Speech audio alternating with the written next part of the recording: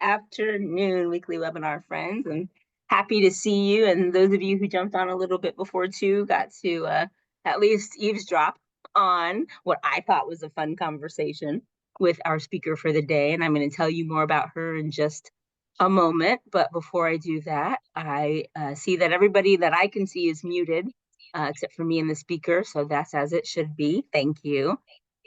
If you have comments or questions during our time together, you are welcome to use the chat feature, and I will be watching that while our speaker is presenting. And she has already invited me to get her attention if you have questions at any point. So I will do that.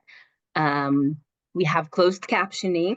Please feel free to use the show caption button at the bottom of your screen. I was in the Atlanta airport Tuesday night, and the Atlanta airport is the busiest airport in the entire world, I hear. And I had a Zoom meeting, not for KU, but for something else. And it was around 6:30 Tuesday night, which apparently is when everyone flies through the Atlanta airport.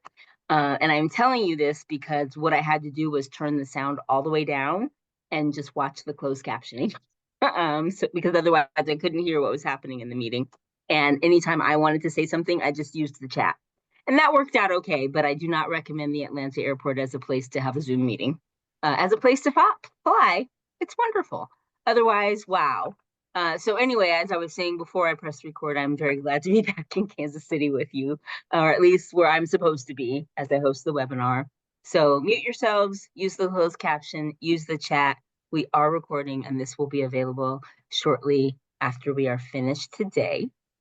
And those are all the housekeeping announcements. And so I'm very excited to introduce our speaker for today, who is Mary Ryan, Dr. Mary Ryan. And she is a daughter-in-law, a mother-in-law of family members who have had dementia, and she's a professional healthcare provider. She wears a lot of hats, which you will see in just a moment in our presentation. Dr. Ryan is a graduate of Pittsburgh State University, 1974. So just about 50 years ago. Wow, how exciting. And she got her Bachelor of Nursing degree there, and then worked in Joplin, Missouri, and Pittsburgh, Kansas, and then got a Master of Science in Nursing, and did some more advanced practice, including in rheumatology and internal medicine. And then she went and got a doctorate of nursing practice. So our speaker today is a nurse with a doctoral degree. So we got lots of great expertise coming our way. She's done a lot of publication and continuing education, worked with a lot of different boards. She's also married. And some of you may have heard her story about telling her husband about their children. I won't repeat it. Our speaker today has a lot of gumption, and I love it. She and her husband have 4 daughters, and 3 of them are triplets. One of them is a family practice physician in Lawrence. So this genetics apparently is continuing. And Dr. Ryan was a caregiver for her own mother who had dementia. And this was, as she wrote in her bio, truly a walk of love, and fuels her desire to continue the search for improvement in medical care and research, and to afford a high quality of life, no matter what it brings us. And I could not agree more. So thank you to Dr. Ryan for being with us today. I'm going to turn it over to you as you share with us about your changing roles and finding joy in the journey. Thank you, Kelly. I want to see if we've got this all out now. Okay. Oh.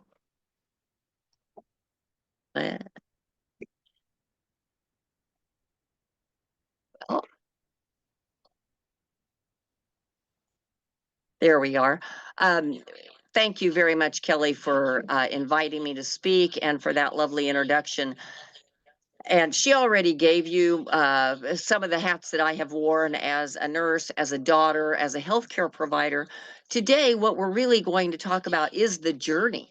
Many of you have already started that journey because you have a loved one who is suffering from dementia, or you are a person in the throes of dementia, or you are concerned because of a family history or some other reason that dementia might be in your future. Today, we're going to have not so much an academic talk, but a conversation about finding the joy in that journey and a few of the common and less common manifestations of that disease. So I will tell you, first of all, my mom, we're going to use some aliases. Now, mom's alias will be mom because that's what I called her. And then as we go through, I will tell you my relationships with some other people in my life and how they were affected by Alzheimer's, and the challenges and also the joy that we found in light of that journey. How I responded as a daughter, but as a healthcare provider with many people. I was in primary care for 30 plus years. And so I had the honor of walking a lot of people through that journey. First of all, alz.org is a website that the Alzheimer's Disease Foundation has posted common manifestations of Alzheimer's dementia. Now, as you may know, there are a few different kinds of dementia, and that's important for a few reasons because sometimes the treatments can be very, very different.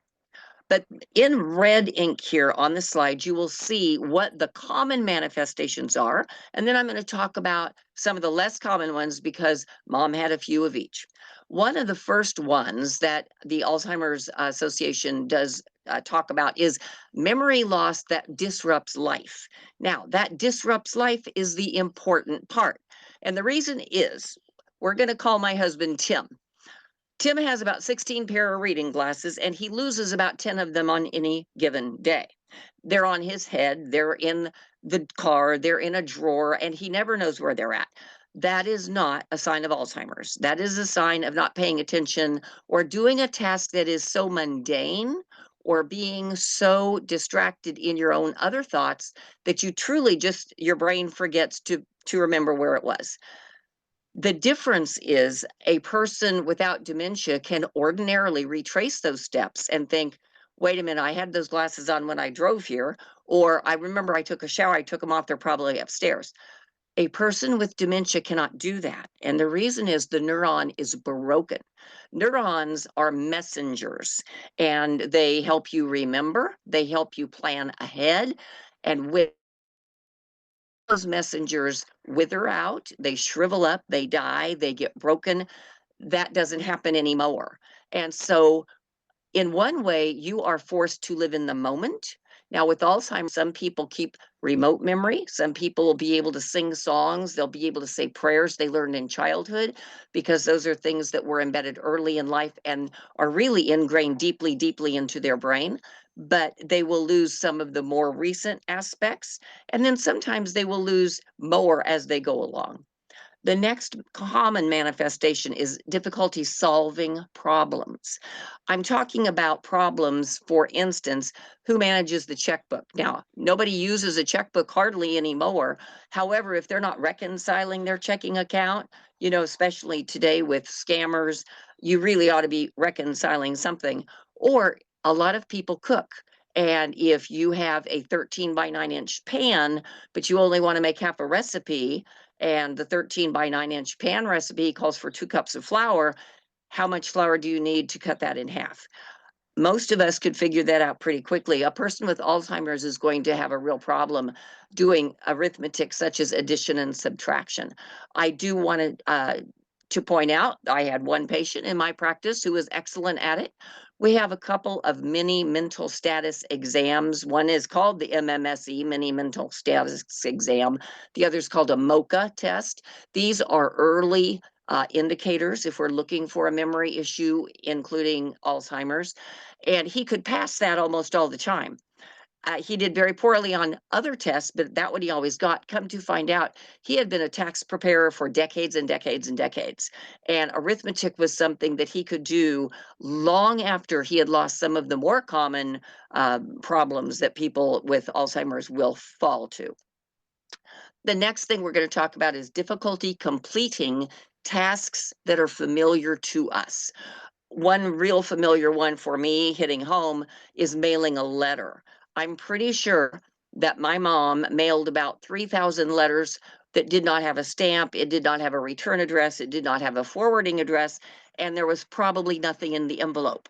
Now, you may find through this talk that you think I'm making fun of mom.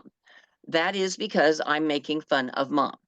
And I'll make fun of myself and some other family members because the point of our talk today is to find the joy.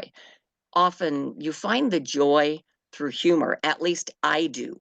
People all react differently, but for me, humor has helped me tread through stressors and just bad things in life to find A, it's okay to talk about bad things in life, and B, it lights some sunlight on a topic that may otherwise get pushed under the rug. You know, the greatest generation never ever talked about cancer.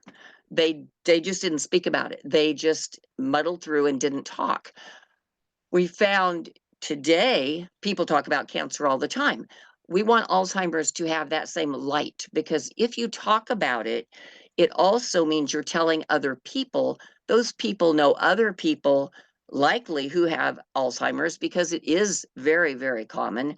They know resources. So pretty soon you've got a larger family, if you will, of people who know resources, or they know someone who has someone who can help with something in the house, or find help you with sitters who would, you know, want to help you on your day off so you could go golf and help with your spouse, etc.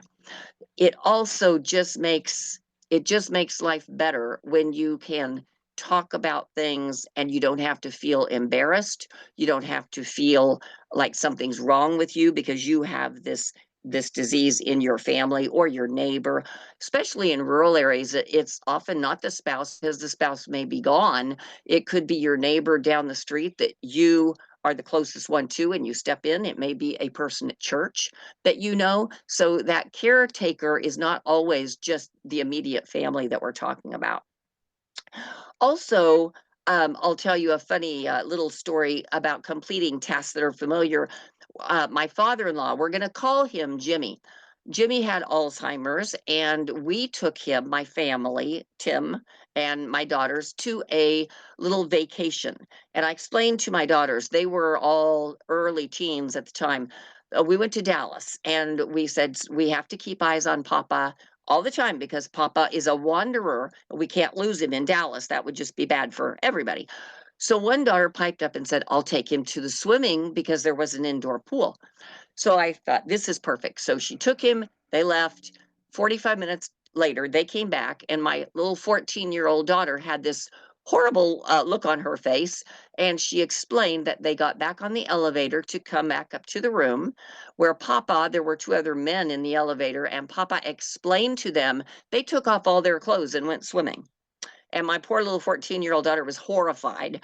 But, you know, over the years, that became just a heartfelt family moment that we could enjoy. At the moment, it was, you know, it was kind of shocking, but that's an example, finding the humor in an ordinary task that somehow went awry with Alzheimer's. Another problem is confusion with time or with place. And this one is, I will laugh at myself.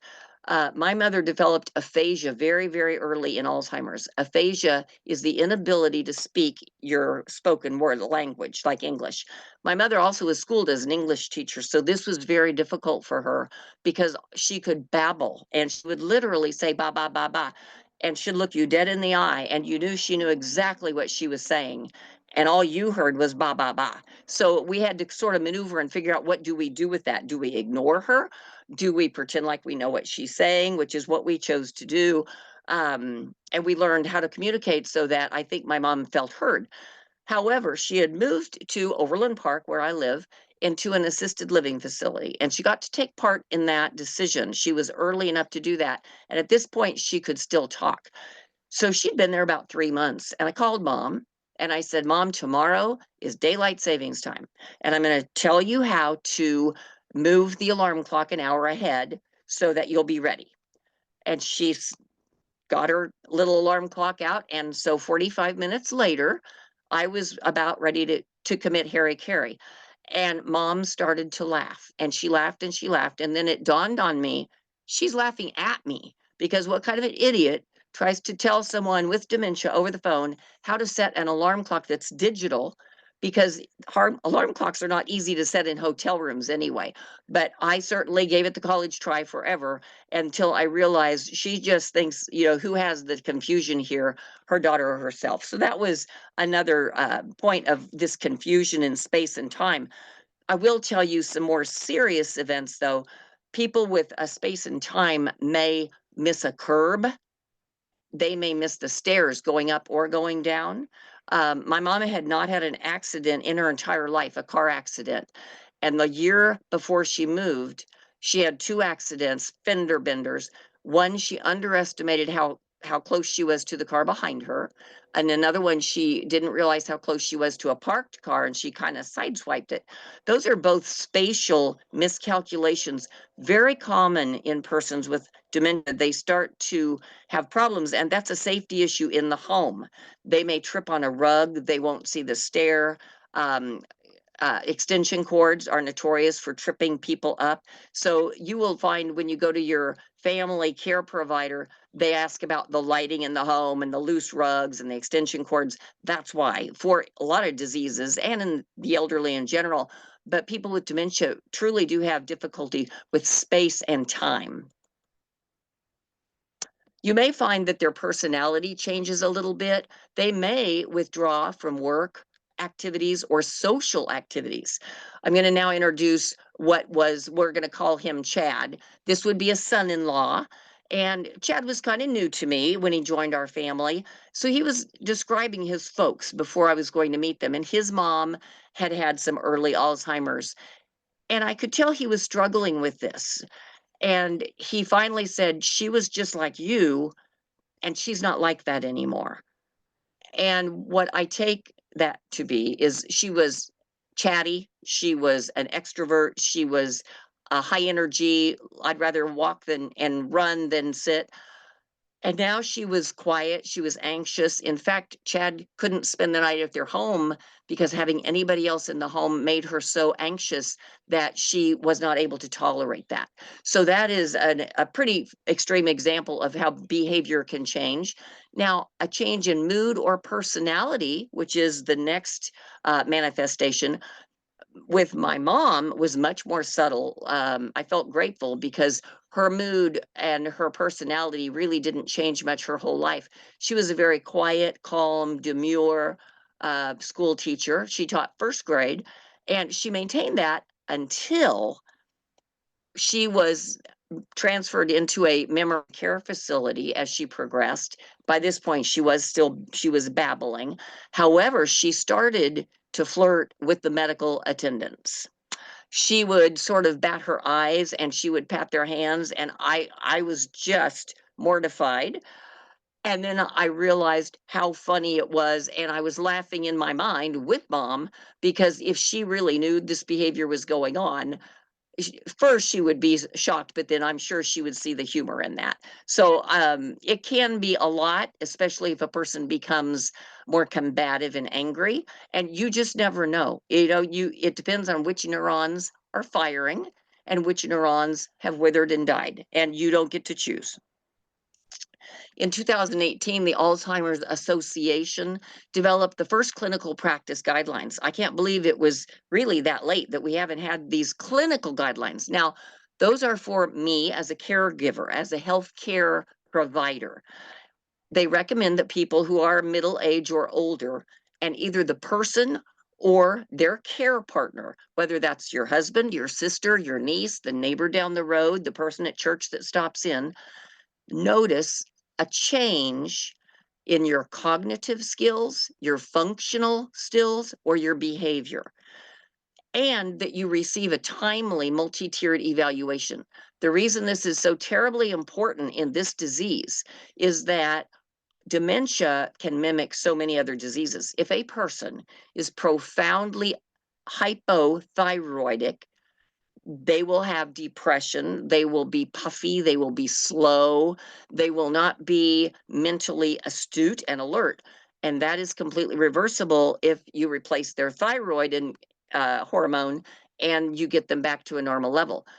Other diagnoses could be they have a neurodegenerative disease, if they have Parkinson's, if they have Huntington's.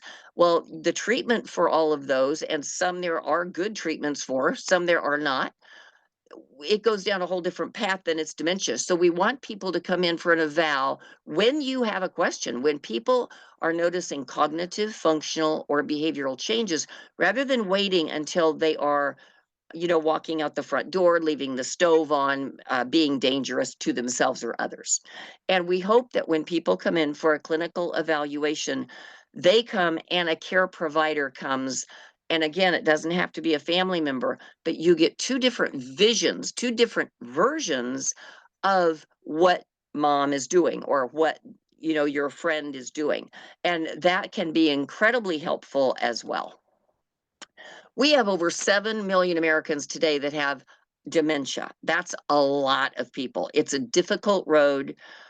With the aging baby boomers, within 5 years, we are expected to go to the 9 million mark.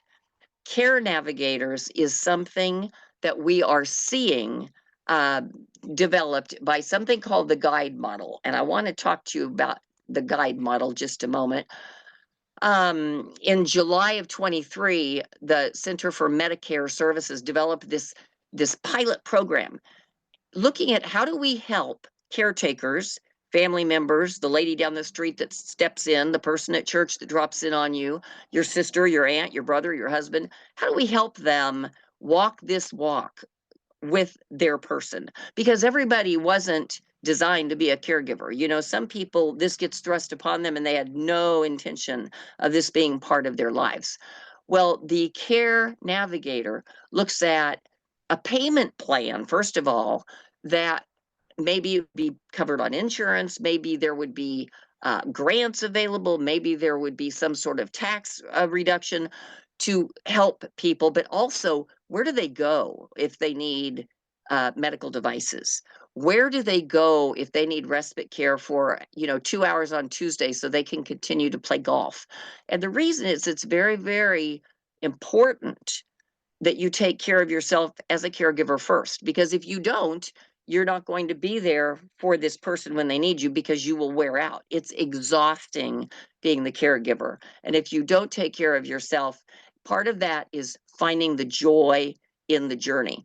One thing I do want to tell you that I think people, primary care has sort of failed is we don't remember everybody's marriage isn't made in heaven. So when people come into primary care and they are concerned that one has dementia, we assume they'll be the caregiver. Sometimes we need to help them find other resources to help them and take part of that burden off because you know, some people just don't do it as well and they're going to need more help than others. This guide model is looking at all of these things to walk hand in hand with people, and we'll see that in a few years as it comes to fruition. So in summary today, I want to talk with you about finding the humor. You may think it is rude or inconsiderate. I would say it's highly necessary to find the humor. They do funny things, you'll do funny things. I did silly things and my mom laughed at me, which I'm so grateful for. Whether you laugh at yourself or with them, just as long as you find joy, it also opens up speaking. You talk about it, letting light in the room so that we can all learn more. When we know more about dementia, we're one step closer to finding a cure. Thank you. I will entertain any questions that you might have. Yes, I'll do it this way. I'm Eldine Holders. I'm a past caregiver. I'm now in the studies and I'm learning from all of this. And my wife died in 2016 from Lewy body. And I had taken care of her for a period of time. And I tell folks, if I would have known then what I know now, she could have had 3 to 5 more years of quality life. Because here's the way that I sum it up now to caregivers. The mistake that we make is that we try to bring them back to our world. And what you just said about laughing with them and doing this kind of a thing, we want to get into their world.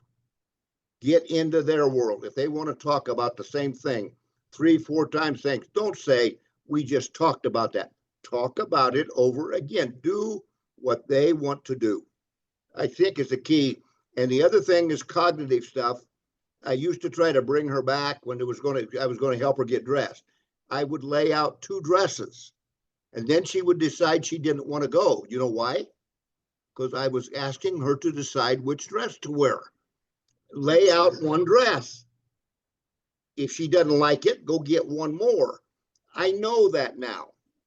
I didn't know that when I took care of her. So this is my word. I'm 92 years old now, and I'm trying to help other people be caregivers, and I'm in a study and doing all that. But get into their world. That's so helpful because, you know, so many, as I just said, the more people you talk to, the more things you learn about this dementia, and you've got another tool in your own toolkit to care for your own loved one.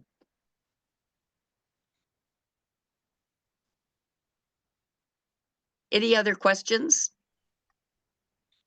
Dr. Ryan, we've got one in the chat that I'm actually going to drop a link in for, but I wonder if you'd weigh in. And the comment and the question is, what did you do to get them to take a shower and change clothes? And this has been a real struggle. Okay, I will tell you, I didn't do this, but actually my mother-in-law did this. Her husband had dementia and he did not like to shower. Shaving was a real issue. And if I were going to do that, I'd use an electric razor if the noise didn't bother them, and it may. When her husband would get in they used a tub, and he would not let her wash, especially his private areas. So what she figured out on her own is she had 2 rubber duckies, and she would hand him one and then the other one, and then she would dive for his privates and get them washed off. And you know, it worked pretty darn well. I will tell you, I was impressed with how she did that. I'll tell you a little funny story with my own mother. She had never gone to a beautician in her life. And when she moved to assisted living, they started doing her hair. And so we thought, well, that's better because I'm certainly no beautician. And what they forgot though was, like, sometimes they failed to tell the next shift. So we paid all this money for a hairdo and they put her in the shower.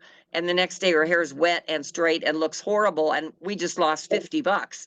So part of it was finding out what works. She would get in the shower if we got in with her, and then stepped out and turned the water on. And sometimes we actually had to help undress. We always had a shower chair in the shower and got in with her and then stepped out. And that worked for us.